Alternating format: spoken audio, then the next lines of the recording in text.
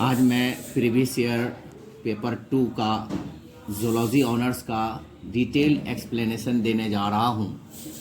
Question number 1 है, if the average of a series of values is 10 and their variance is 4 then the coefficient of variation, जैसा कि क्वेश्चन में ही दे दिया है, the ratio of standard deviation into divided by average. तो s by A into 100, S का वैल्यू 4 है, a का वैल्यू 10 है, तो 4 बाई 10 इंटू 100 यानी 40% आंसर सही है इसका। नेक्स्ट क्वेश्चन है, if the mean of first n natural number is 3n by 5, तो 3n by 5 then the value of n is, तो अगर n का वैल्यू हम 5 बैठा देते हैं तो 5 3 द 15 और divided by 5 is equal to 5 answer आ जाएगा, इसलिए सी आंसर सही है। The mean of the data is 4 10 5 9 12, सबको जोड़ देंगे तो 10 5 15 4 19 19 9 9 18 28 28 और 12 40, 40 हुआ टोटल, तो 5 है, 40 को 5 से डिवाइड करेंगे इसलिए 8 आंसर आएगा इसका। The use of cognitive or mental processes to associate experience and to solve problem is called, Hindi में संज्ञानात्मक या मानसिक प्रक्रियाओं को अनुभवों से जोड़ने एवं समस्याओं के हल संबंधी उपयोग को कहा जाता है। ये किस तरह का बिहेवियर है? तो ये इनसाइड बिहेवियर है। The change of behaviour bye life experience is called learning, यानी जो हम अपने ज़िंदगी में सीखते हैं उसी को लर्निंग कहते हैं। Some behaviour patterns appear only after a specific developmental stage और टाइम, दिस स्टेज और टाइम इज कॉल्ड मैचुरेशन। जाहिर सी बात है, कुछ बातें हम लोगों को एक ख़ास स्टेज पर पता चलता है, इसीलिए इसका मैचुरेशन आंसर सही है।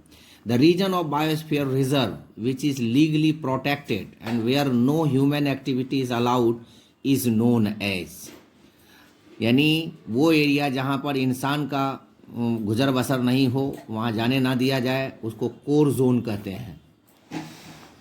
इन grass deer tiger food chain grass biogas is 1 ton, तो 1 ton is equal to 1000 kilo, तो 1000 किलो का 10% जाएगा, इसका 10% जाएगा डियर में, तो 1000 का 100 किलोग्राम चला गया डियर में, तो टाइगर को कितना मिलेगा? तो 100 का फिर 10% अकॉर्डिंग टू 10% लॉ, 10% नियम के आधार पर टाइगर को कितना मिलेगा? 100 का 10% यानी 10 kg।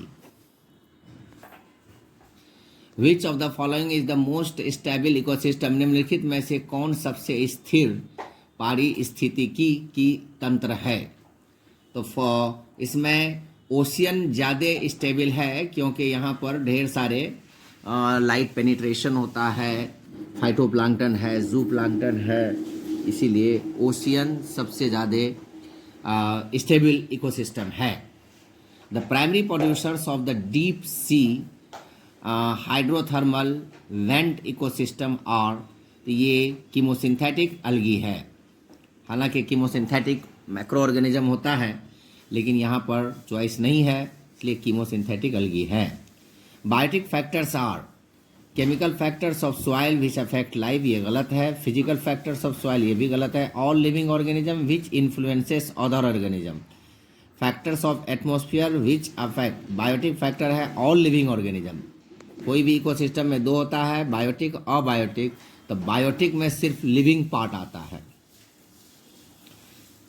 Sulphur dioxide pollution affects which part of the plant, ये क्लोरोप्लास्ट को करता है क्योंकि ये स्टोमेटा को क्लोज कर देता है, स्टोमेटा को ओपन कर देता है, जिससे लॉस ऑफ वाटर ज़्यादा होता है और जिसकी वजह से फोटोसिंथेसिस में दिक्कत होती है, इसलिए क्लोरोप्लास्ट को ज़्यादा अफेक्ट करता है ये।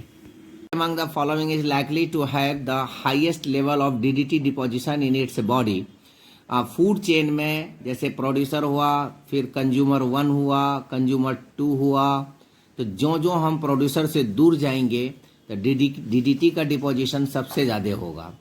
तो इसमें अगर हम फूड चेन बनाते हैं तो पहले फाइटोप्लैंक्टन है, उसके बाद फाइटोप्लैंक्टन को क्रैब खाएगा, फिर क्रैब को ईल खाएगा, ईल के बाद सीगुल खाएगा, ईल को सीगुल खाएगा यानी बर्ड को। तो सबसे लास्ट में बर्ड है, इसलिए इसमें सबसे ज़्यादा डिपोजिशन होगा। Carbon monoxide is a major pollutant of air है, क्योंकि हवा में ये कार्बन मोनोऑक्साइड होता है जो रेस्पिरेशन के प्रोसेस को डिस्टर्ब करता है, इसीलिए इसको रेस्पिरेटरी पॉइजन भी कहते हैं। बीओडी स्टैंड्स फॉर, बीओडी का फुल फॉर्म है बायोलॉजिकल ऑक्सीजन डिमांड। तो यहाँ पर बायोलॉजिकल नहीं है, इसलिए बायोकेमिकल ऑक्सीजन डिमांड, ये भी सही है, बायोकेमिकल या biological. A gas produce by paddy fields and concern with global warming is, paddy field में गर्मी होती है, गर्मी का काम है जो भी दलदली इलाका होता है वहाँ पर मीथेन गैस पैदा होता है। तो पैडी फील्ड भी पनिया होता है, दलदली होता है, कीचड़ वाला होता है, तो इसीलिए मीथेन का दूसरा नाम मार्श गैस भी है, क्योंकि वो दलदली इलाके में पैदा होता है। और ये इसीलिए इस चॉइस में मीथेन आंसर सही है। Biome is a part of, biome है part of the planet and its atmosphere. तो इस चारों चॉइस में चॉइस ए ही सही आंसर है, क्योंकि बायोम जो है एक प्लैनेट का हिस्सा है और जहाँ के एटमॉस्फेयर भी होता है। Ranthambore national park is situated in, ये राजस्थान में है। MAB stands for man and biosphere programme, man and biosphere programme इसका फुल फॉर्म है, इसलिए बी आंसर सही है। Ozone hole means hole in the stratosphere, गलत है।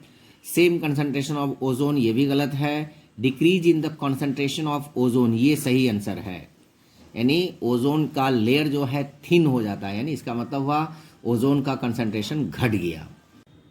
The plants and animals living in A given area form biological community, क्योंकि biome पीछे बता दिए, इकोटोन जो दो एरिया के बीच का कॉमन होता है, इसीलिए बायोलॉजिकल कम्युनिटी सही आंसर है।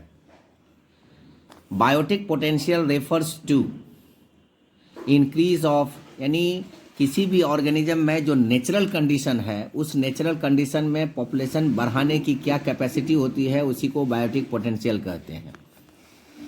Identify the correctly matched biodiversity, यहाँ पर कोयोटो प्रोटोकॉल जो है ये क्लाइमेटिक चेंज के लिए हुआ था, बाकी मॉन्ट्रियल प्रोटोकॉल जो है ये सीएफसी के लिए हुआ था, तो इसीलिए कोयोटो प्रोटो सही आंसर है। The pollutant which causes burning sensation of throat and eyes and vomiting sensation is, तो इसमें जो है हाइड्रोजन सल्फाइड सही है, क्योंकि hydrogen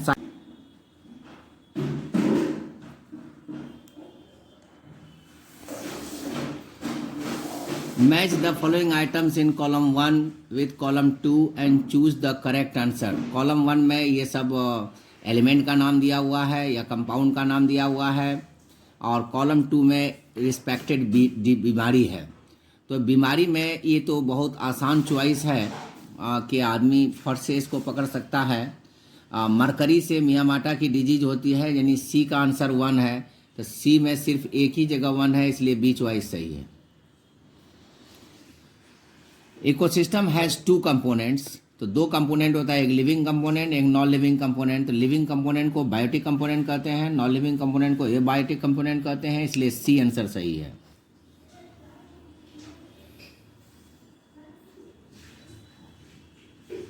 DDT residues are rapidly passed through food chain causing biomagnification because DDT is, क्योंकि DDT ये लाइपोसिन यानी लिपिड फैट सोल्यूबल है, इसलिए पहला आंसर सही है।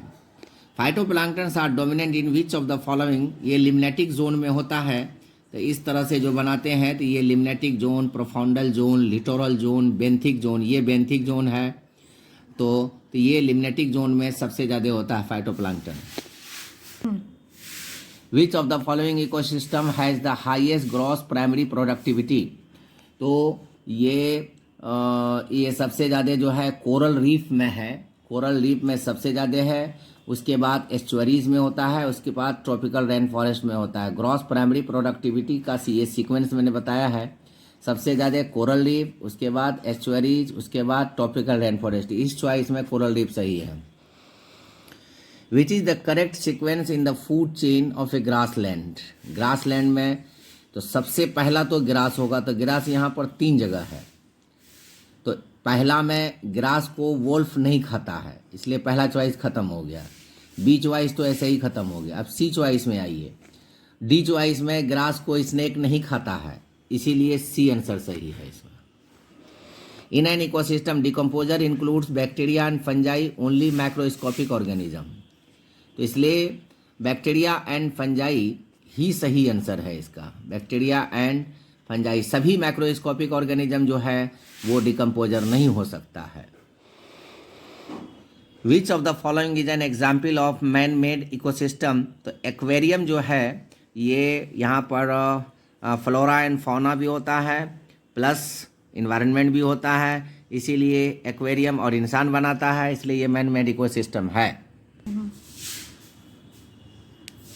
ये पॉन्ड इज, ये पॉन्ड जो है ये नेचुरल इकोसिस्टम है, बायोम तो है नहीं, इसी दोनों में आंसर चुनना है, बी एंड सी में। Community of plants and animals ये नहीं होगा, ए एंड डी तो ऐसे ही छट गया, इसलिए बी एंड सी में नेचुरल इकोसिस्टम है pond. Bacteria and fungi in a forest ecosystem are generally decomposer होता है, ये डिकम्पोज करता है। What energy percentage can be captured by the organism of next trophy layer as per the 10% law? ये D answer सही है। An ecosystem which can be easily damaged but can recover after some time if damaging effects stop will be having high stability होता है, high resilience power होता है, लचीलापन, इसी वजह से वो फिर दोबारा रिकवर कर लेता है। In lake ecosystem pyramid of biomass is inverted होता है, क्योंकि लेक इकोसिस्टम में फाइटोप्लैंक्टन होगा, तो फाइटोप्लैंक्टन का बायोमास जो है प्राइमरी कंज्यूमर, सेकेंडरी कंज्यूमर और टर्सरी कंज्यूमर से कम होगा। तो जब बायोमास कम होगा प्रोड्यूसर का, तो ये पॉइंटेड हो जाएगा, इसलिए ये इन्वर्टेड होगा। Which of the following attach nature's scavenger. ये माइक्रो ऑर्गेनिज्म है, स्कैवेंजर मैंने सफाई करने वाला, तो वो माइक्रो ऑर्गेनिज्म है। The pyramid that can not be inverted. The pyramid of energy जो है वो कभी भी इन्वर्टेड नहीं होता है, हमेशा अपराइट होता है, इसीलिए बी आंसर सही है।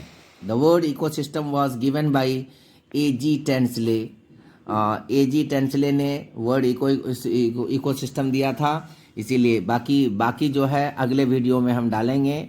आप लोग इस तरह से, मेरा मेन पर्पस है कि आप इस तरह से सभी चॉइस को समझें, तभी आंसर लगाएं। एक रास्ता मैं देने की कोशिश किया हूं। I hope that it will be fruitful for you. If you like it then subscribe, share. Thank you.